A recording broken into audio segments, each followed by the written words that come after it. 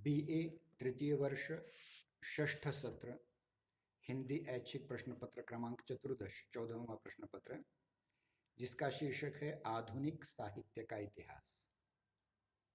अब तक हमने देखिए 5वें सत्र में आदि तथा मध्यकालीन हिंदी साहित्य का इतिहास इस विषय पर चर्चा की थी, किंतु आज हम उसके आगे जाने की कोशिश करेंगे। तो ये आधुनिक काल क्या होता है, आधुनिक काल में किस प्रकार से साहित्य बना और किस प्रकार से साहित्य के निर्माण में किन किन लोगों का योगदान रहा, इस विषय पर आज हम आपके सम्मुख चर्चा करेंगे। सबसे पहले हम पाठ्यक्रम की बात कर लेते हैं। हमारे पाठ्यक्रम में जो महत्वपूर्ण बातें हैं उस पर हम पहले चर्चा करेंगे।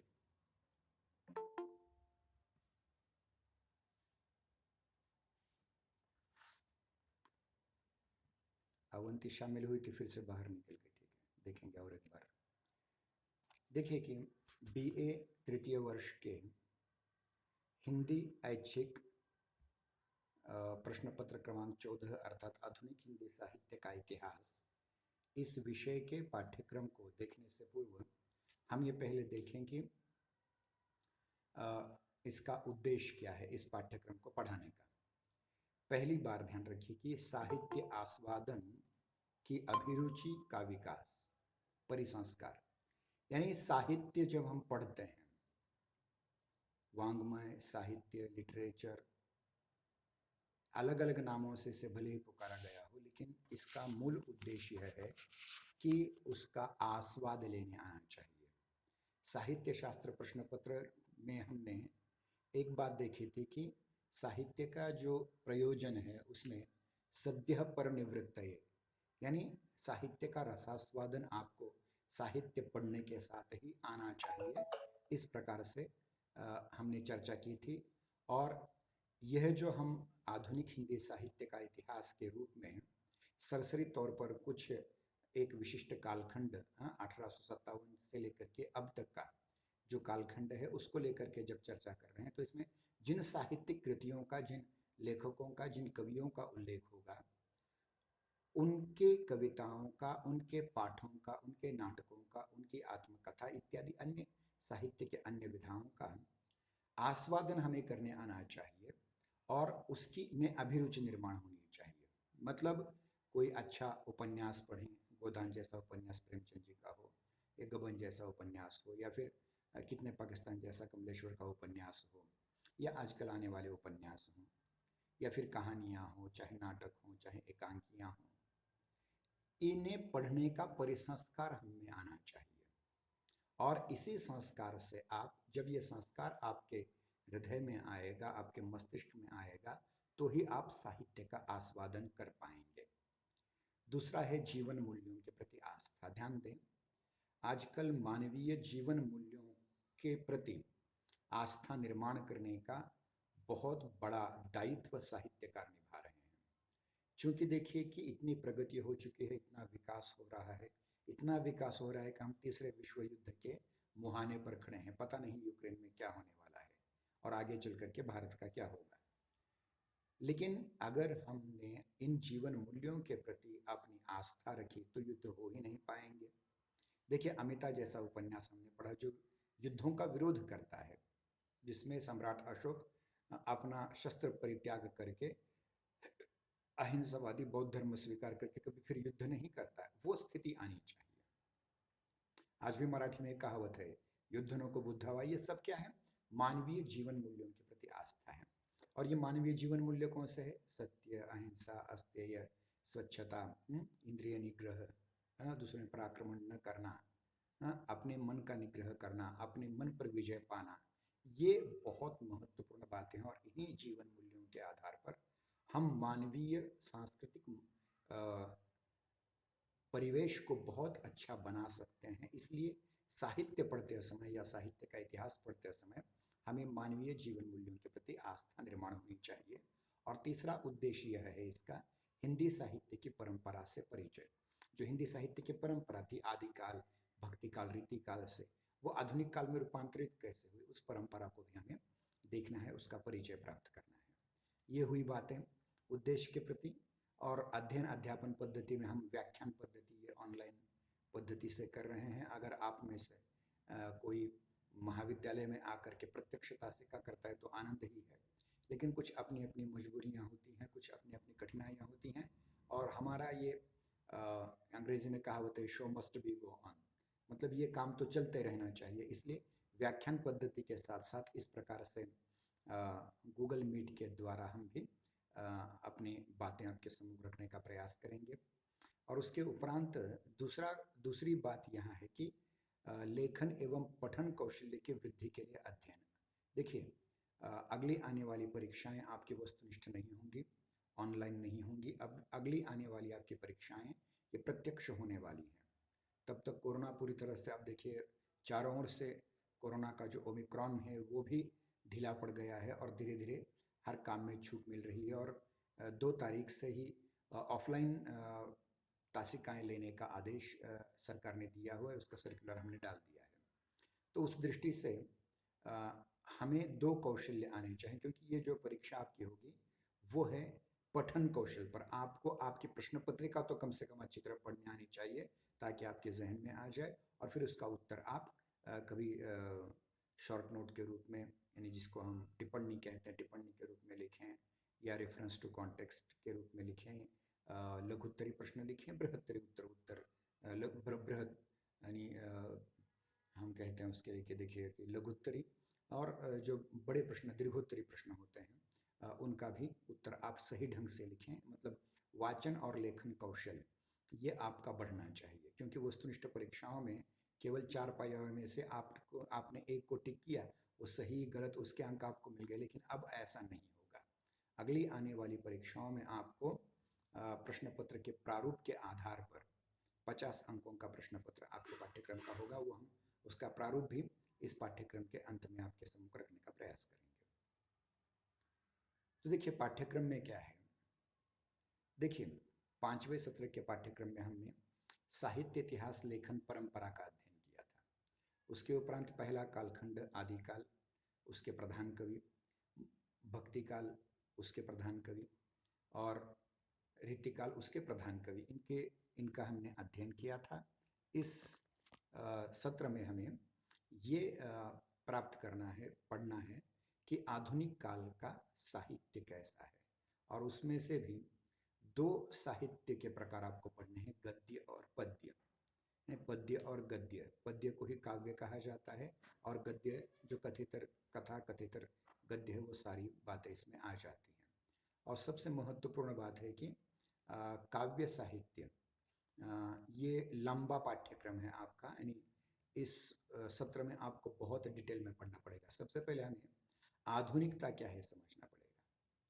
आधुनिकता क्या है, फिर आधुनिक काल की समय सीमा क्या है। जैसे कि हमने देखिए आदिकाल की समय सीमा, भक्ति काल की समय सीमा, रीतिकाल की समय सीमा, मतलब आदि और मध्यकालीन की समय सीमा हमने 11वीं शताब्दी से लेकर के 17वीं शताब्दी तक विक्रमी संवत में कही थी। और एक फर्क आपके ध्यान में ये रखें कि आधुनिक हिंदी साहित्य के इतिहास का अध्ययन करते समय हमें सबसे महत्वपूर्ण चीज़ ये ध्यान में रखनी चाहिए कि कालगणना जो है, मतलब जिस प्रकार से हमने आदि और मध्यकालीन यानी आदिकाल, भक्तिकाल, रीतिकाल का अध्ययन करते समय कालगणना विक्रमी संवत की थी, लेकिन अब आधुनिक काल में उसे विक्रमी संवत की जगह ईसवी सन में ही आपको अपने उत्तर लिखने पड़ेंगे।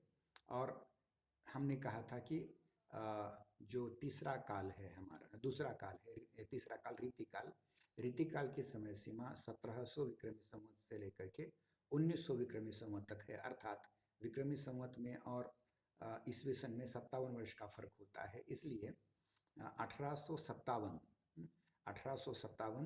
से ईसवी सन से आधुनिक काल का आरंभ होता है।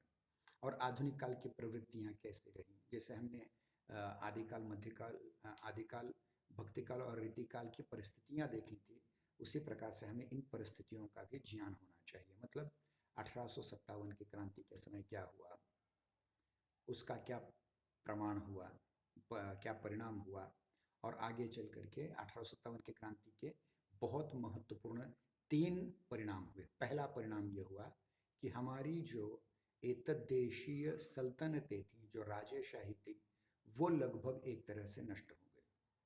और कंपनी शासन, दूसरी बात ध्यान रखिए, हमारी राजेशाही नष्ट हो गई, सामंतवाद नष्ट हुआ, दूसरी बात पूंजीवाद आ गया, लेकिन वो पूंजीवाद ईस्ट इंडिया कंपनी के माध्यम से नहीं, अपितु ईस्ट इंडिया कंपनी ने अपना सारा का सारा कारोबार जो था, राज्य कारोबार, वह अब महारानी विक्टोरिया के मार्गदर्शन में शुरू किया। मतलब कंपनी शासन समाप्त हुआ और महारानी विक्टोरिया, मतलब उल्टा हुआ। ध्यान रखिए, भारत में राजेशाही नष्ट हुई और पूंजीवाद आया, लेकिन इंग्लैंड में जो ये पूंजीवाद था वो कम होकर के वहाँ राजेशाही आ गई।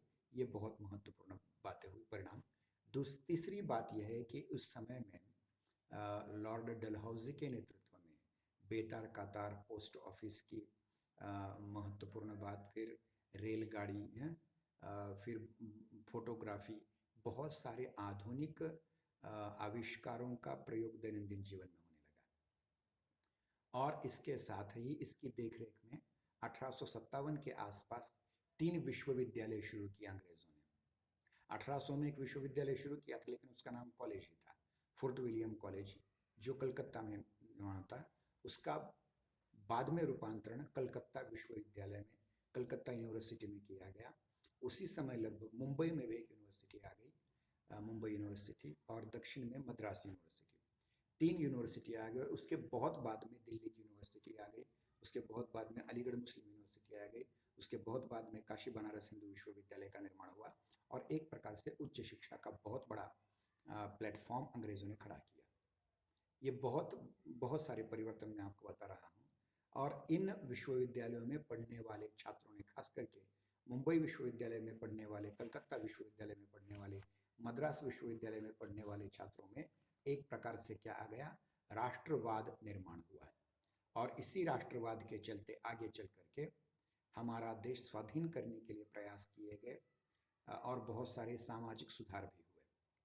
1828 के आसपास लॉर्ड विलियम बेंटिक के काल में सती प्रथा का निर्मूलन हुआ और एक बहुत महत्वपूर्ण सामाजिक संस्था आ गई, ब्रह्मो समाज नाम की, जिसकी स्थापना राजा राम मोहन रॉय ने की थी। उसके उपरांत लगभग इसी काल में आगे चल करके, थोड़ा सा आगे पीछे, परमहंस सभा आ गई और भी बहुत सारी सभाओं के रूप में सामाजिक सुधारों का कार्य होने लगा। महाराष्ट्र में सत्यशोधक समाज की स्थापना हुई, मुंबई में आर्य समाज की स्थापना हो गई, परमहंस सभा आ गई। यानी बहुत सारी, एक और तो राष्ट्र की स्वाधीनता के लिए प्रयास करने वाले क्रांतिकारी भी निर्माण होने लगे। कांग्रेस जैसी राष्ट्रीय विचारों की संस्था स्थापित हुई, हालांकि उसका संस्थापक एलन ऑक्टेवियन ह्यूम नाम का अंग्रेज था, फिर भी उसमें आगे चल करके बहुत सारे भारतीय लोग आ गए और इन भारतीय लोगों ने स्वाधीनता के लिए प्रयास बहुत किया कांग्रेस के माध्यम से। कांग्रेस की स्थापना 1885 में हुई थी, उसके पूर्व 1883 में हुई थी, उससे पूर्व 1875 में आर्य समाज की स्थापना हुई, 1828 में ब्रह्मो समाज की स्थापना हुई, 1860 के आसपास सत्यशोधक समाज की स्थापना हुई। इसी प्रकार प्रार्थना समाज, परमहंस सभा वगैरह वगैरह बहुत सारे सभा और समाजों की स्थापना हुई, जो एक ओर सामाजिक सुधार और दूसरी ओर स्वाधीनता प्राप्ति के लिए प्रयास कर रहे थे। ध्यान दें, ये बहुत बड़ा परिवर्तन हो रहा था। परिवर्तन वो राजकीय दृष्टि से हो रहा था, सामाजिक दृष्टि से हो रहा था। ये सब हमें पढ़ना है आधुनिक काल की पृष्ठभूमि के रूप में, आधुनिक काल की राजनीतिक परिस्थिति, सामाजिक परिस्थिति, सांस्कृतिक परिस्थिति और सबसे महत्वपूर्ण साहित्यिक परिस्थितियों के रूप में हमें पढ़ना है। इस बीच बहुत सारे अंग्रेजों ने भारतीय लेखन भी आरंभ किया था। जैसे उदाहरण के रूप में देखा जाए तो अतिगामी मानवतावाद के प्रवर्तक जिनका नाम माइकल मधुसूदन दत्त था, उन्होंने अंग्रेजी में लिखना आरंभ किया और उन्होंने मेघनाद वध नाम का बंगाली महाकाव्य लिखा, उसका अनुवाद खुद उन्होंने अंग्रेजी में किया। तोरुदत्त सामने आ गई। बहुत सारे लोग जो बंगाल के थे, इतना ही नहीं, बंकिम चंद्र चटर्जी जिन्होंने अंग्रेजी का पहला उपन्यास लिखा राजमोहन्स वाइफ नाम का। तो इस प्रकार से लेखन के क्षेत्र में बहुत प्रयोग हो रहे थे। महाराष्ट्र में भी हो रहे थे, गुजरात में भी हो रहे थे, पंजाब में भी हो रहे थे। थे, बंगाल में भी हो रहे थे। लेकिन यहाँ 3 महत्वपूर्ण राज्य हैं, ध्यान रखें। एक बंगाल, दूसरा महाराष्ट्र और तीसरा पंजाब। हालांकि राजस्थान, गुजरात, मध्य प्रदेश, उत्तर प्रदेश, इसके भी लोगों ने योगदान दिया था, लेकिन ये ज़्यादा महत्वपूर्ण है। और 1857 के बाद मुंबई विश्वविद्यालय की स्थापना हुई और इसके पहले ग्रेजुएट लोगों के रूप में विष्णु शास्त्री चिपळूणकर, न्यायमूर्ति महादेव गोविंद रानडे, लोकमान्य बाल गंगाधर तिलक जैसे क्रांतिकारी लोग सामने आए और उन्होंने कितना परिवर्तन किया महाराष्ट्र में, आपको पता है। और उसी के साथ ही विश्वविद्यालयीन परंपरा के से अलग घरेलू परंपरा, गुरुकुलों की परंपरा में से महर्षि स्वामी दयानंद सरस्वती, स्वामी श्रद्धानंद, विवेकानंद, रामकृष्ण परमहंस, अनेक लोग, बाबा पदमन जी वगैरह ऐसे बिना विश्वविद्यालय की परीक्षाओं के सामने आए थे और उन्होंने भी शिक्षा क्षेत्र में बहुत बड़ा कार्य किया हुआ है। तो एक प्रकार से देखिए कि आधुनिक काल का आरंभ अगर देखा जाए तो 1857 की क्रांति की असफलता के बाद हुआ। मैं जानबूझकर कह रहा हूँ असफलता। असफलता इसलिए कि उस समय की क्रांति करने वाले जो लोग थे वो हार गए अंग्रेजों के हाथों। गद्दारी हुई और हर बार गद्दारी होती है, इसलिए भारतीय लोग हार जाते हैं, ये सच्चाई है। जैसे उदाहरण के रूप में कि पेशवाओं में से राव साहेब पेशवे, नाना साहेब पेशवे या फिर मन्नू, या जिसको हम रानी लक्ष्मीबाई कहते हैं, इन्होंने प्रयास किए, लेकिन गद्दारी उस समय के सिंधिया राजाओं ने की। एक और तो बहादुर शाह जफर अपने बुढ़ापे में भी लड़ रहे थे, कुंवर सिंह बुढ़ापे में भी लड़ रहे थे, किंतु उनके भी कुछ लोगों ने गद्दारी की और इस गद्दारी की वजह से अंग्रेजों ने एक नाम और बताऊंगा, पंजाब में 1857 की क्रांति नहीं हुई, राजस्थान और पंजाब में। इसका कारण ये था कि राजस्थान के जो छोटे मोटे राजा थे और पंजाब के जो छोटे मोटे राजा थे, इन सब ने मिलकर के अंग्रेजों का मांडलिकत्व स्वीकार किया था, इसलिए राजस्थान और पंजाब में 1857 की क्रांति नहीं हुई। वो महाराष्ट्र में हुई, वो बंगाल में हुई, वो मध्य प्रदेश में हुई, उत्तर प्रदेश में हुई। तो लेकिन यहाँ के सारे लोग एकत्र नहीं आ पाए और मंगल पांडे, भले ही हम इनका नाम बहुत आदर से लेते हैं, परंतु इन्होंने एक बहुत बड़ी गलती की थी कि जिस दिन विद्रोह करना था उसके पहले ही 4-5 दिन उन्होंने गोली चला दी और अंग्रेज सावधान हो गए, जिस वजह से हम हार गए। अगर नियत समय पर थोड़ा सा मंगल पांडे जी अपना संयम रखते और नियत समय पर सारे लोग मिलकर अंग्रेजों पर टूट पड़ते तो उसी समय ये अंग्रेजों का खात्मा हो जाता और देश स्वाधीन हो जाता। उसके लिए बाद में 90 वर्षों का बहुत बड़ा कालखंड इस प्रकार के आंदोलनों में न जाता। चाहे जो हो, इतना ज़रूरी है कि आधुनिक काल की राजनीतिक परिस्थितियाँ, सामाजिक परिस्थितियाँ, सांस्कृतिक परिस्थितियाँ, शैक्षिक परिस्थितियाँ, साहित्यिक परिस्थितियाँ, धार्मिक परिस्थितियाँ और सबसे महत्वपूर्ण आर्थिक परिस्थितियाँ, इस पर हमें ज़्यादा विचार करना है, क्योंकि अंग्रेज हमें लूटने आए थे, ध्यान रहे। क्योंकि आदिकाल, भक्तिकाल और रीतिकाल में धन कमाना, धन छीनना, लूटपाट करना, कर वसूली करना, ये ज़रूरी था, ज़रूर ये चीज़ है। परंतु आधुनिक काल के निर्माण में अंग्रेज़ों ने जो बहुत बड़ा काम किया है, उसमें वे व्यापारी बनकर के आए थे और बाद में राज करते बन गए, ये भी आपने बहुत बार सुना होगा। तो ये अंग्रेज़ों ने ऐसा क्यों किया और इसके पीछे उनकी क्या मंशा थी, और आगे चल करके वो अपने हथियार बेचने के लिए, अपनी तैनाती फौज हर एक सल्तनत में रखने के लिए, हर एक बादशाहत में, हर एक राजा के पास रखने के लिए रह देते थे और बाद में उस राज्य पर कब्जा करते थे, उसके दत्तक विधान का खालसा कर देते थे और वो राज्य उनके साम्राज्य में मिला लेते थे। तो इस प्रकार से यहाँ के आर्थिक, राजनीतिक उथल पुथल बहुत बढ़ गई थी और जिससे धार्मिक परिणाम भी। और 1857 की क्रांति का महत्वपूर्ण कारण धार्मिक कारण था, क्योंकि हेनरी मतलब उस समय की जो बंदूक थी, उस बंदूक में जो कारतूस लगाए जाते थे, गोलियों के लिए कारतूस डाले जाते थे, उसमें गाय और सूअर की चर्बी का इस्तेमाल होता था। गाय हिंदुओं के लिए पूज्य थी और मुसलमानों के लिए सूअर घृणित वस्तु थी, इसलिए 1857 की क्रांति हुई। ये उसका तत्कालीन कारण था, धार्मिक कारण था।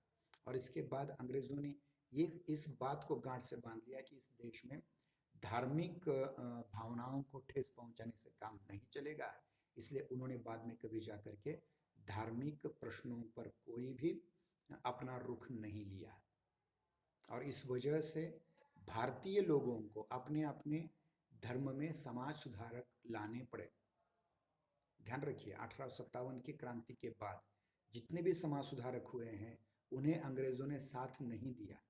न रामकृष्ण परमहंस को, न विवेकानंद को, न महर्षि दयानंद सरस्वती को, न महात्मा फुले को, न केशव दत्त सेन को, और न ही आगे चल करके कर्वे जी को या पंडिता रमाबाई को। और इसलिए इस वजह से एक बहुत बड़ा असंतोष अंग्रेजों के प्रति निर्माण हुआ था। उसका परिणाम राष्ट्रवाद में हुआ, और आगे चल करके इन्हीं विश्वविद्यालयों और इन्हीं गुरुकुलों में से जो ग्रेजुएट होकर के आचार्य बन करके बाहर आए, उन्हीं ने आगे चल करके बहुत बड़ी क्रांति की। और आपकी जानकारी के लिए कह दूं कि इन्हीं लोगों ने आगे चल करके देश को स्वाधीन बनाया। ये बहुत बड़ा काम है कि पढ़े लिखे लोगों ने इस देश को स्वाधीन बनाया। और प्रत्येक क्रांतिकारी, प्रत्येक समाज सुधारक की अपने अपने पत्रिकाएं होती थी। उदाहरण के रूप में डॉक्टर आम्बेडकर की अपनी पत्रिकाएं थी, महात्मा गांधी जी की अपनी पत्रिकाएं थी, यंग इंडिया जैसे, और औरों की भी, सुभाष चंद्र बोस की भी अपनी थी, योगी अरविंद घोष की भी थी। योगी अरविंद घोष के भाई वारिंद्र घोष और विवेकानंद के भाई, छोटे भाई भूपेंद्र नाथ, इन दोनों ने मिलकर के वंदे मातरम जैसा प्रपत्र पेपर चलाया था। तो ऐसे बहुत सारे लोगों ने, मतलब मराठी में बाळ शास्त्री जांभेकर के दर्पण से, और हिंदी में उदंड मार्तंड से लेकर के, ये राष्ट्रवाद की परंपरा इन लोगों ने अपने पत्रों में से व्यक्त की, पत्रों में से, पेपर में से, वर्तमान पत्रों में से, नियतकालिकों में से प्रकट की। इसलिए एक प्रकार से ये राष्ट्रीय आंदोलन चलता रहा। तो ये हमने थोड़ा सा संक्षिप्त आपके सम्मुख बात रखी। डिटेल में भी हम बात करेंगे आगे जा करके। हमारा पाठ्यक्रम का अगला भाग है आधुनिक काल। और आधुनिक काल में काव्य साहित्य या पद्य साहित्य और गद्य साहित्य, ये दो मोटे तौर पर भाग किए गए हैं, जिसमें से कविता का जो है उसके 8 अलग अलग कालखंड हैं। पहला है भारतेंदु युगीन कविता, जो 1857 से 1902 तक चलती है। उसके उपरांत द्विविध युगीन कविता 1902 से 1918 तक चलती है। छायावादी कविता 1918 से लेकर 1938 तक चलती है। प्रगतिवादी प्रयोगवादी कविता 1938 से 1942-46 तक चलती है। 1950 के आसपास नई कविता आती है। फिर उसके बाद साठोत्तरी कविता 1960 के बाद, फिर 1975 के बाद समकालीन कविता, और समकालीन कविता के बाद ये जो 21वीं शताब्दी चल रही है, 21वीं शताब्दी में हिंदी में 2 प्रकार की काव्य धाराएं आ गई, एक दलित कविता और दूसरी आदिवासी कविता। तो देखिए, ये 9 प्रकार की कविताओं का आपको अध्ययन करना है। पहली है भारतेंदु युगीन कविता, दूसरी द्विविधि युगीन कविता, तीसरी छायावादी कविता, पांचवी प्रगतिवादी कविता, छठी प्रयोगवादी कविता, पांचवी प्रयोगवादी कविता, छठी नई कविता, सातवीं समकालीन कविता, आठवीं दलित कविता, और अंत में आदिवासी कविता। मैं फिर से कह रहा हूँ कि ये लगभग 9 प्रकार आपको पढ़ने हैं। पहले हैं भारतेंदु युगीन कविता, जिसको जागरण, नवजागरण की कविता कहते हैं। द्विविध युगीन कविता, इसको जागरण सुधार काल की कविता कहते हैं। छायावादी कविता, उसके उपरांत प्रगतिवादी कविता, उसके बाद प्रयोगवादी कविता, उसके बाद नई कविता, उसके बाद समकालीन कविता, उसके बाद दलित कविता, उसके बाद आदिवासी कविता। इस प्रकार से कविता के 9 पड़ाव आपको देखने हैं, और प्रत्येक युग की कविता की क्या प्रवृत्तियां हैं। जैसे हमने आदि काल में सिद्ध काव्य, जैन काव्य, नाथ काव्य, इनकी परंपराएं पढ़ी थी। या फिर भक्ति काल में हमने निर्गुण संत काव्य, निर्गुण सूफी काव्य, कृष्ण भक्त काव्य, राम भक्त काव्य की प्रवृत्तियां देखी थी, उसके प्रधान कवि देखे थे। उसी प्रकार से ये आधुनिक काल के जो 9 कालखंड है, उसके प्रधान कवि हमें देखने हैं। तो कौन कौन से कवि हैं, इनमें ध्यान रखिए। भारतेंदु युग के भारतेंदु हरिश्चंद्र, द्विविध युग के अयोध्या सिंह उपाध्याय हरिऔध और मैथिली शरण गुप्त, छायावादी युग के कवि जयशंकर प्रसाद, सूर्यकांत त्रिपाठी निराला, सुमित्रानंदन पंत, महादेवी वर्मा। फिर उसके उपरांत प्रगति प्रयोगवाद के कवियों में दो महत्वपूर्ण कवि हैं, सच्चिदानंद हिरानंद वात्स्यायन उर्फ अज्ञेय और गजानन माधव मुक्तिबोध। समकालीन कविता में सुदामा पांडे धूमिल, दलित कविता में ओम प्रकाश वाल्मीकि, मोहनदास नेमिष राय और सुशीला टाकबोरे। ओम प्रकाश वाल्मीकि, मोहनदास नेमिष राय, सुशीला टाकबोरे और दामोदर मोरे, ये चार कवि दलित कवि पढ़ने हैं। और एकमात्र कवयित्री है आदिवासी कवयित्री निर्मला पुतुल, ये आपको पढ़ने हैं। मैं फिर से इन बातों की ओर आपका ध्यान आकर्षित करना चाहूँगा। देखिए, भारतेंदु युगीन कविता जो 1857 से लेकर के 1902 तक है, उसके प्रतिनिधि कवि के रूप में स्वयं भारतेंदु हरिश्चंद्र आपके सम्मुख आते हैं। फिर द्विवेदी युगीन, महावीर प्रसाद द्विवेदी युग, जिसको हम जागरण सुधार काल भी कहते हैं, इस काल के जो कवि हैं, दो कवि आपके पाठ्यक्रम में हैं, अयोध्या सिंह उपाध्याय हरिऔध और मैथिली शरण गुप्त जी।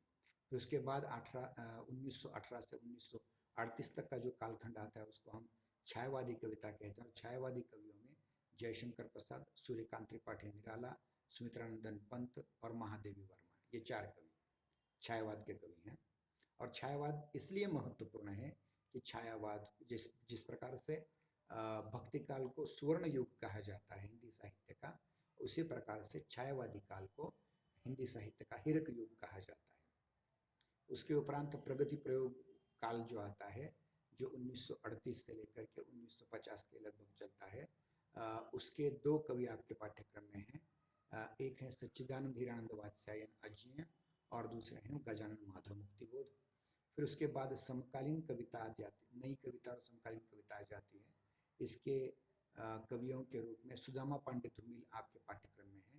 फिर उसके बाद दलित कविता के कुछ कवि आपके सम्मुख रखे गए हैं, चार कवि, ओम प्रकाश वाल्मीकि, मोहनदास नेमिष राय, सुशीला टाकबोरे और दामोदर मोरे। और आदिवासी कविता कवयित्री के रूप में केवल एक कवयित्री आपके पाठ्यक्रम में है, वो है निर्मला पुतुल। तो इस प्रकार हम देखते हैं कि हिंदी कविता का पाठ्यक्रम आपके सामने है। मैं फिर से आपके सामने इस बात को रखूँगा कि पद्य या काव्य साहित्य में 9 अलग अलग कालखंड माने गए हैं आधुनिक काल में। पहला है भारतेंदु युगीन कविता, जिसका समय 1857 से लेकर के 1902 ईस्वी तक है। दूसरा है महावीर प्रसाद द्विवेदी युग, जिसका समय 1902 से लेकर के 1918 ईस्वी तक का है। तीसरा है छायावादी कविता का युग, जिसके अंतर्गत 1918 से लेकर से 1938 तक का कालखंड आता है। उसके बाद प्रगति प्रयोगवाद, ये 1938 से लेकर के 1950 के लगभग है। नई कविता 1950 से 1960 के लगभग आती है। समकालीन कविता 1975 से लेकर के 2000 तक आ जाती है वो समकालीन कविता। और 2000 के बाद जो कविता आती हैं, जिनमें दो, वैसे तीन हैं लेकिन दो ज़्यादा महत्वपूर्ण हैं, दलित कविता और आदिवासी कविता। बीच में एक स्त्रीवादी कविता का भी उल्लेख करना पड़ेगा, लेकिन ये लिंग के आधार पर है। फिर भी नई कविता में, आधुनिक कविता में, या यूँ कहेंगे कि समकालीन कविता में महिला कवयित्रियों का भी बहुत महत्वपूर्ण स्थान है। और इनके प्रतिनिधि कवियों के रूप में भारतेंदु हरिश्चंद्र भारतेंदु युग के या पुनरुत्थान युग के सबसे महत्वपूर्ण कवि के रूप में उभर करके सामने आते हैं। आचार्य महावीर प्रसाद द्विवेदी युग के अंतर्गत अयोध्या सिंह उपाध्याय हरिऔध और मैथिली शरण गुप्त ये प्रधान कवि आते हैं। छायावादी युग के अंतर्गत जयशंकर प्रसाद, सूर्यकांत त्रिपाठी निराला, सुमित्रानंदन पंत और महादेवी वर्मा, ये चार कवि प्रसाद युग या छायावादी युग के अंतर्गत आते हैं। प्रगति प्रयोगवादी और नई कविता के दो कवि आपके, मतलब प्रगतिवादी कविता ही प्रयोगवादी कविता बाद में बन जाती है और प्रयोगवादी कविता ही बाद में नई कविता बन जाती है। तो ये जो तीनों हैं, प्रगतिवादी, प्रयोगवादी और नई कविता, इनके दो प्रधान कवि आपके पाठ्यक्रम में हैं। वे हैं सच्चिदानंद हिरानंद वात्स्यायन अज्ञेय और गजानन माधव मुक्तिबोध। समकालीन कविता के एकमात्र कवि आपके पाठ्यक्रम में हैं सुदामा पांडे धूमिल जी। दलित कविता के 4 कवि आपके पाठ्यक्रम में हैं, ओम प्रसाद वाल्मीकि, मोहनदास नेमिष राय, सुशीला टाकभोरे और दामोदर मोरे। और आदिवासी कविता के अंतर्गत केवल निर्मला पुतुल यही नाम आते हैं। मतलब कुल मिलाकर के 9 कालखंडों के अंतर्गत लगभग 15 कवि आपको डिटेल में पढ़ने हैं। इसके उपरांत हम चलते हैं गद्य साहित्य की ओर। और गद्य साहित्य में भी ध्यान दें, गद्य साहित्य में नाटक, कथा साहित्य और आत्मकथा साहित्य, जीवनी परक साहित्य, ये 3 भेद आपके हैं। इसमें नाटक, हिंदी नाटक और हिंदी एकांकी, हिंदी कहानी और हिंदी उपन्यास, हिंदी जीवनी और हिंदी आत्मकथा, ये 6 विधाएं आपको देखनी है, जिनके अंतर्गत पहला जो भाग है वो हिंदी नाटक। और हिंदी नाटक में आपको हिंदी नाटकों का उद्भव और विकास, इस बात को समझना पड़ेगा। उसके उपरांत हिंदी एकांकी उद्भव और विकास समझना पड़ेगा, हिंदी कहानी उद्भव और विकास समझना पड़ेगा, हिंदी उपन्यास उद्भव और विकास समझना पड़ेगा, हिंदी जीवनी उद्भव और विकास समझना पड़ेगा, और हिंदी आत्मकथा उद्भव और विकास समझना पड़ेगा। और ध्यान रखिए कि इसमें नाटक एकांकी, उसके उपरांत कहानी उपन्यास, जीवनी और आत्मकथा, ये 5 विधाएं हो जाती हैं। नाटक का छोटा रूप एकांकी, उपन्यास का छोटा रूप कहानी, ये एक दूसरे में घुल मिल जाते हैं। मतलब नाटक साहित्य में नाटक और एकांकी आ जाते हैं, कथा साहित्य में कहानी और उपन्यास आ जाते हैं। तो नाटक, कथा साहित्य, और फिर बाद में इन दोनों में जिनको बैठ नहीं सकते लेकिन तथ्यपरक विधा है इसकी, और उस विधा को कहा जाता है जीवनी परक विधा। और जीवनी परक विधा में जीवनी और आत्मकथा बहुत महत्वपूर्ण है, उनका उद्भव और विकास हमें देखना है। और ध्यान रखिए, इसके साथ ही साहित्य शास्त्र 2 के पेपर में हमें अलंकार और छंद के बाद विधा स्वरूप विवेचन नाम का भाग पढ़ना है, जिसमें आपको सारी गद्य विधाएं, सारी पद्य विधाएं पढ़नी है, चाहे वो कविता हो, चाहे खंड काव्य हो, चाहे महाकाव्य हो। इसका सरसरी तौर पर अध्ययन करना है और डिटेल में अध्ययन करना है। सो गद्य के जो अलग अलग भाग होते हैं, नाटक है, एकांकी है, कहानी है, उपन्यास है, जीवनी है, आत्मकथा है, रेखा चित्र है, संस्मरण है, उसके उपरांत निबंध है, डायरी है, प्रवास वर्णन या यात्रा वृत्त जिसे कहा जाता है वह है, या फिर इंटरव्यू जैसा है। यानी बहुत सारे साहित्य के अलग अलग विधाएं होती हैं, प्रकार होते हैं। उन सब को हमें डिटेल में देखने का प्रयास करना है। और अब हम कुछ नाम आपके सम्मुख गिनाएंगे। कुछ इनमें से कुछ नाटककार हैं, कुछ एकांकीकार हैं, कुछ कहानीकार, उपन्यासकार हैं, जीवनी और आत्मकथाकार हैं। तो इनमें से नाटक और एकांकी के रूप में हमें 4 लोगों को पढ़ना है, नाटक और एकांकीकार के रूप में। एक भारतेंदु हरिश्चंद्र, दूसरे जयशंकर प्रसाद, तीसरे डॉक्टर राम कुमार वर्मा और चौथे मोहन राकेश। इनका डिटेल में हम बाद में आपको समझाने की कोशिश करेंगे। तो 4 लेखक हैं नाटककार एकांकीकार के रूप में, भारतेंदु हरिश्चंद्र, जयशंकर प्रसाद, डॉक्टर राम कुमार वर्मा और मोहन राकेश। इसके उपरांत अन्य कथाकारों में, कथाकार जो है कहानीकार और उपन्यासकारों में प्रेमचंद, यशपाल, जैनेन्द्र और फणीश्वरनाथ रेणु। प्रेमचंद, यशपाल, जैनेन्द्र और फणीश्वरनाथ रेणु, ये 4 कहानी उपन्यासकार आपको पढ़ने हैं। इनमें से प्रेमचंद जी की उपन्यास आप एक कहानी आप पढ़ चुके हैं पहले ही, यशपाल जी का एक उपन्यास पहले ही आप पढ़ चुके हैं, जैनेन्द्र जी की एक कहानी पढ़ी है आपने, फणीश्वरनाथ रेणु की कहानी पढ़ी है, और इस वर्ष फणीश्वरनाथ रेणु जी की जन्म शताब्दी है। और उसके उपलक्ष्य में कल एक बहुत बड़ी संगोष्ठी में मैं भाग लेने जा रहा हूँ लातूर में, इसलिए हमारी कल की तासिका नहीं होगी। इसके आज की जो वीडियो रिकॉर्डिंग है उसी को आपको कल भी देखना पड़ेगा। तो ये 4 महत्वपूर्ण लेखक प्रेमचंद, यशपाल, जैनेन्द्र और फणीश्वरनाथ रेणु कथाकार के रूप में आपके पाठ्यक्रम में आते हैं। जीवनीकार के रूप में 2 नाम हमारे सामने आते हैं, एक हैं विष्णु प्रभाकर और दूसरे हैं डॉक्टर रामविलास शर्मा।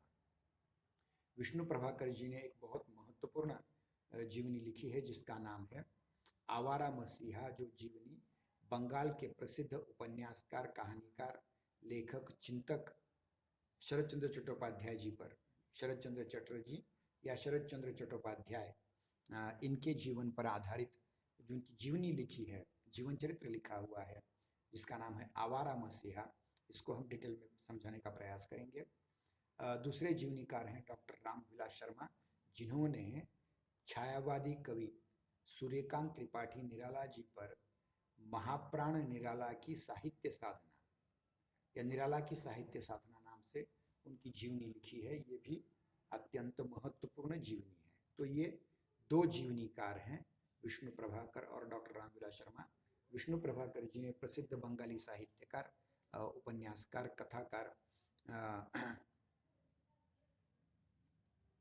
शरद चंद्र चट्टोपाध्याय जी की जीवनी आवारा मसीहा नाम से लिखी है, उसका अध्ययन आपको करना पड़ेगा। और उसके बाद डॉक्टर रामविलास शर्मा, जिन्होंने छायावादी कवि निराला जी पर निराला की साहित्य साधना नाम से बहुत ही महत्वपूर्ण ग्रंथ लिखा हुआ है, जीवनी लिखी हुई, उसका भी अध्ययन करना है। अब इसके बाद आते हैं आत्मकथाकार। ध्यान रखिए, आत्मकथा यह एक तथ्यपरक विधा है जिसमें लेखक अपने जन्म से लेकर के अपनी मृत्यु तक के बारे में बहुत सी बातें आपके सम्मुख प्रस्तुत करता है। और इनमें से पहले आत्मकथाकार हैं डॉक्टर हरिवंश राय बच्चन। कौन? डॉक्टर हरिवंश राय बच्चन, हाँ वही, अमिताभ बच्चन जी के पिताजी, जिन्होंने अपनी आत्मकथा 4 खंडों में लिखी है। क्या भूलूं क्या याद करूं, नीड़ का निर्माण, फिर बसेरे से दूर और दशद्वार से सोपान तक। अगर आप अमिताभ बच्चन जी की सिनेमा में एंट्री कैसे हुई और आगे चल करके उन्होंने किस प्रकार से वो सुपरस्टार बने, इसका अगर आप अध्ययन करना चाहते हैं तो दशद्वार से सोपान तक जो अंतिम खंड है हरिवंश राय बच्चन जी के आत्मकथा का, उसको पढ़ना बहुत जरूरी है। फिर उसके उपरांत हम देखते हैं कि मैत्रेयी पुष्पा नाम की आत्मकथाकार हैं, जिनकी आत्मकथा के 2 खंड आपको पढ़ने हैं, कस्तूरी कुंडल बसे और गुड़िया भीतर गुड़िया। कस्तूरी कुंडल बसे और गुड़िया भीतर गुड़िया, ये 2 महत्वपूर्ण काल आत्मकथा के खंड आपको पढ़ने हैं। तीसरे आत्मकथाकार है मंडू भंडारी, जिनका आपका बंटी उपन्यास आपने पढ़ा होगा, और उनकी आत्मकथा एक कहानी यह भी, उनका निधन अभी अभी 6 महीने पहले हुआ है कोरोना की वजह से। तो ये जो मन्नू भंडारी हैं, मन्नू भंडारी जी ने किस प्रकार से अपने पिता सुख संपत राय से अलग होकर के एक दलित व्यक्ति के साथ विवाह किया, जिनका नाम राजेंद्र यादव था। राजेंद्र यादव हिंदी कथा, आधुनिक कथाओं के बहुत बड़े लेखक हैं, थे। फिर भी उन्होंने मन्नू भंडारी जी के साथ विवाह करने के उपरांत भी अन्य महिलाओं से संबंध रखा, और ये सारी चीज़ें इसमें आ जाती हैं, जिनमें से मैत्रेयी पुष्पा, जिनका उल्लेख हमने पहले किया था, उनके साथ भी उनके संबंध थे, आर्थिक संबंध थे। ये यहाँ बताने की कोशिश की गई है। और मन्नू भंडारी अपने पति का ही कच्चा चिट्ठा लिख देती हैं। ध्यान रहे कि आत्मकथा में ऐसी कोई बात नहीं होनी चाहिए जो किसी पर कीचड़ उछाले, परंतु ये सच्चाई है कि आज का जो युग है वो चरित्रहीनता का युग है। इसलिए किसी व्यक्ति को आप 100% बहुत अच्छा व्यक्ति कह करके उसका आदर्श नहीं ले सकते, उसका आदर्श लोगों के सामने नहीं रख सकते। तो इस प्रकार से मन्नू भंडारी जी की आत्मकथा है। इसके उपरांत 3 दलित लेखक, जिनका हमने कवि के रूप में भी उल्लेख किया हुआ है, दामोदर मोरे जी को छोड़ करके ओम प्रकाश वाल्मीकि, मोहनदास मिश्रा, सुशीला टाकभोरे, इनकी भी आत्मकथा पढ़नी जरूरी है। उदाहरण के रूप में ओम प्रकाश वाल्मीकि जी की जो आत्मकथा है झूठन नाम से, झूठन उष्ट इस नाम से है, वो आपको पढ़नी पड़ेगी, अपनी लाइब्रेरी में है। उसी प्रकार मोहनदास नेमिश्राय, मेरा बचपन मेरे कंधों पर, इस प्रकार का उनका आत्मकथा है उनकी, वो भी अत्यंत महत्वपूर्ण है। उसके उपरांत आ जाते हैं सुशीला टाकभोरे, एक महिला लेखिका, दलित लेखिका।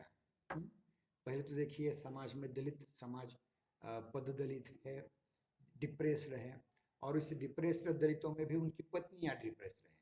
तो ये जो दोहरा अभिशाप है, वो सुशीला टाकभोरे शिकंजे का दर्द इस आत्मकथा से प्रकट करते हैं। शिकंजे का दर्द। और जब मैं अपने डॉक्टर बाबा साहेब अम्बेडकर मराठवाड़ा विश्वविद्यालय के हिंदी अध्ययन मंडल पर हूँ, पाठ्यक्रम समिति पर हूँ, तो हमने एमए के लिए सुशीला टाकभोरे ये विशेष लेखिका रखी हैं, जिनकी कविताएं, जिनकी आत्मकथा के अंश और उपन्यास वगैरह ये आपके पाठ्यक्रम में हो सकते हैं, एमए के पाठ्यक्रम में, अगर आप करना चाहें एमए तो आगे। इसके उपरांत जो यानी ये जो आत्मकथाकार हुए, हरिवंश राय बच्चन, मैत्रेय पुष्पा, मन्नू भंडारी, राज ओम प्रकाश वाल्मीकि, मोहनदास नेमिशराय और सुशीला टाकभोरे, बहुत ही महत्वपूर्ण आत्मकथाकार हैं। इनको भी हमें बहुत डिटेल में देखना है। अब इसके उपरांत देखते हैं इसमें कौन कौन सी पुस्तकें, इनमें से कौन कौन सी पुस्तकें आपको इस्तेमाल करनी पड़ेंगी। तो एक एक का नाम कभी बाद में लिख लीजिए, क्योंकि ये वीडियो रिकॉर्डिंग हो रही है। वीडियो रिकॉर्डिंग मैं शाम तक डाल दूंगा, उसके आधार पर आप पढ़ सकते हैं। इसमें देखिए, पहली पुस्तक है हिंदी साहित्य का इतिहास, आचार्य रामचंद्र शुक्ल द्वारा लिखा गया, हिंदी साहित्य का इतिहास। दूसरा है आचार्य हजारी प्रसाद द्विवेदी जी लिखी हुई पुस्तक हिंदी साहित्य उद्भव और विकास, हिंदी साहित्य उद्भव और विकास। इसके उपरांत हिंदी साहित्य का वैज्ञानिक इतिहास, डॉक्टर गणपति चंद्र गुप्त जी द्वारा लिखी पुस्तक। हिंदी साहित्य का इतिहास, डॉक्टर नगेंद्र द्वारा लिखी पुस्तक। हिंदी साहित्य का सही इतिहास, डॉक्टर चंद्रभानु सोनवणे द्वारा लिखित पुस्तक। हिंदी साहित्य का इतिहास, डॉक्टर माधव सोनटक के द्वारा लिखित पुस्तक।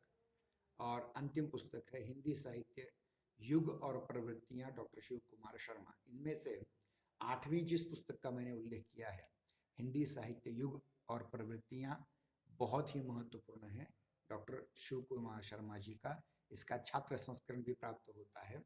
बहुत बड़ी पुस्तक है, लेकिन फिर भी समझने के लिए बहुत आसान है। बाकी की पुस्तकें थोड़ी कठिन है, लेकिन ये पुस्तक थोड़ी सी आसान है। इसका हमें जायजा लेना पड़ेगा। मैं एक बार फिर से संदर्भ ग्रंथों के नामों का उच्चारण करता हूँ। हिंदी साहित्य के इतिहास, आचार्य रामचंद्र शुक्ल। हिंदी साहित्य उद्भव और विकास, डॉक्टर हजारी प्रसाद द्विवेदी। हिंदी साहित्य का वैज्ञानिक अध्ययन, डॉक्टर गणपति चंद्र गुप्त।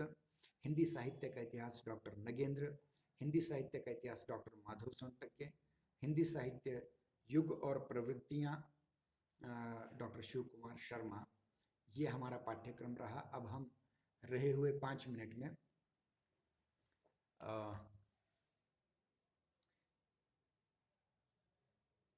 प्रश्न पत्र का प्रारूप और अंक विभाजन देखेंगे। बीए तृतीय वर्ष षष्ठ सत्र हिंदी ऐच्छिक प्रश्न पत्र चतुर्दश 14वां, जिसका शीर्षक है आधुनिक हिंदी साहित्य का इतिहास। यह 1.5 घंटे का समय इसे दिया गया है और कुल अंक इसके 50 रखे गए हैं। 50 अंक रखे गए हैं, जिनमें से 4 प्रश्न हैं। पहला प्रश्न आता है, संपूर्ण पाठ्यक्रम पर लघुत्तरी प्रश्न विकल्प समेत, मतलब 2 प्रश्न दिए जाएंगे, एक आपको लिखना पड़ेगा, 10 अंकों के लिए है। दूसरा प्रश्न, संपूर्ण पाठ्यक्रम पर दीर्घोत्तरी प्रश्न विकल्प समेत 15 अंकों के लिए है। प्रश्न तीसरा, संपूर्ण पाठ्यक्रम पर दीर्घोत्तरी प्रश्न 15 अंकों के लिए है। और चौथा प्रश्न जो है, संपूर्ण पाठ्यक्रम पर लघुत्तरी टिप्पणियां 4 में से 2 आपको लिखनी है, उसके लिए 10 अंक हैं। तो कुल मिलाकर के 10, 10, 30, इस प्रकार से 50 अंकों का ये पाठ्यक्रम है। और इस आधार पर आज हम यहाँ रुकने का प्रयास करेंगे। चलते चलते मैं कह देता हूँ कि बहुत सारे छात्र हमारे वीडियो देखते तो हैं, लेकिन सब्सक्रिप्शन नहीं करते। सब्सक्रिप्शन करने का फ़ायदा मैं बताता हूँ। अगर आपने हमारा चैनल सब्सक्राइब किया तो आगे आने वाला वीडियो आपको उसकी सूचना आपके ईमेल पर मिल जाएगी या आपके व्हाट्सएप पर मिल जाएगी। तो ये रिमाइंडर अगर रखें आपके मन में, तो नई नई प्रश्न पत्र, नई नई जानकारी, नए नए सिद्धांत, नए नए साहित्यकारों की जानकारी, साहित्य की जानकारी आपको सदैव मिलती रहेगी। इसलिए आपको फिर से धन्यवाद करते हुए आज हम यहाँ रुक जाएंगे। सर हाँ, कुछ पूछना है? सर 8 वाजता तास घेतला तर चालेल का सोमवार? सोमवारचा 8 वाजता? त्याला मला फर्स्ट इयरचा असतं ना त्यावेळी. म्हणजे ना नंतर वेळ नसतोय सर.